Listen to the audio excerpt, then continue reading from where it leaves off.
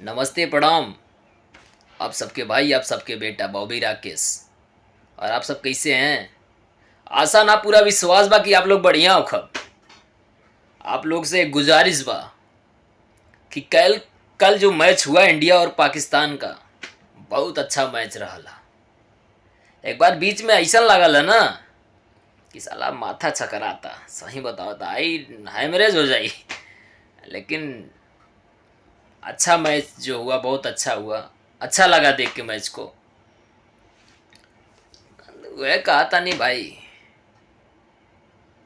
बेटा बेटा होला बाप ना,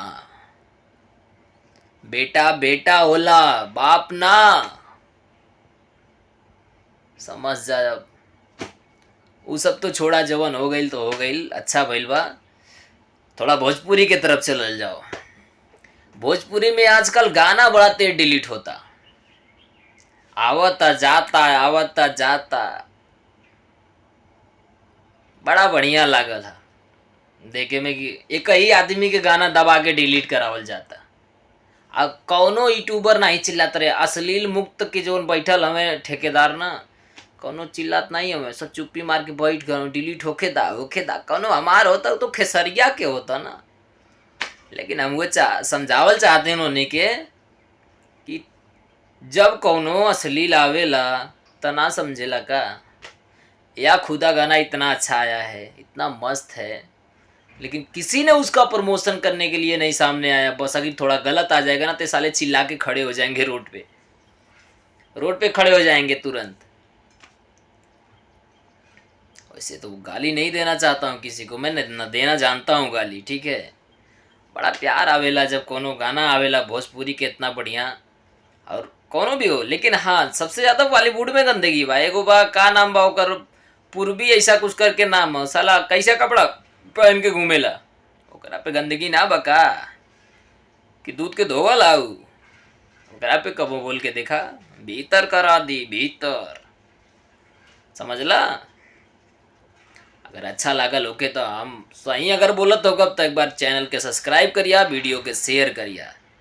अश्लील मुक्त ऐसे ना होला घर में बैठला से, वीडियो बनौला से, ठीक है। अश्लील मुक्त तब होई जब ओकरा ऊपर केस करके ओके जेल भेजोई बा। जेल ना भेजोई बा तो गई पे करियो, ओकरा गाना के प्रमोशन करता रह, तू गई पे करियो। वैसे तो हम ड्यूटी में ही प्रणाम बा, आशीर्वाद के कामना बा। हर एक यूट्यूबर चाहेला कुछ अच्छा बतावे खातिर, अच्छा सुनावे खातिर। और ऐसे हम ही एक पागल यूट्यूबर जौन की जौने मन तौने बक देला। और आप सब बढ़िया हैं, ऐसा नहीं पूरा विश्वास है कि बढ़िया होंगे। फिर से अगले वीडियो में मिलेंगे। नमस्कार, जय श्री कृष्णा, हर हर महादेव। मेरा भारत महान, भारत माता की जय, हिंदुस्तान जिंदाबाद। अच्छा लागल होगे तो एक बार वीडियो के जरूर शेयर करो। Thank you, love you.